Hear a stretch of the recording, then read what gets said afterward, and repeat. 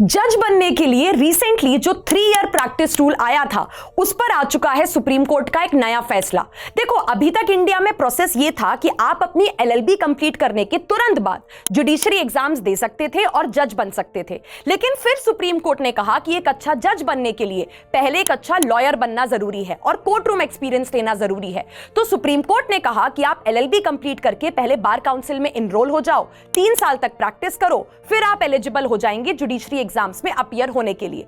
तो अब recently MP के एक सिटिंग जज सुप्रीम कोर्ट के पास गए और उन्होंने सुप्रीम कोर्ट से डिमांड करी कि ये जो आपका 3 ईयर एडवोकेट प्रैक्टिस रूल है, इसमें आप जज यानी कि जुडिशियल ऑफिसर के वर्क एक्सपीरियंस को भी काउंट करिए। जैसे अगर मैं एक जज हूं और मुझे काम करते हुए 3 साल या उससे ज्यादा का टाइम हो गया है, तो मेरे इस वर्क एक्सपीरियंस को भी 3 ईयर प्रैक्टिस रूल में काउंट किया जाए और मुझे एलिजिबल माना जाए to sit for judiciary exams. मतलब मेरे वर्क एक्सपीरियंस को 3 साल की एडवोकेट प्रैक्टिस के बराबर ही कंसिडर किया जाए।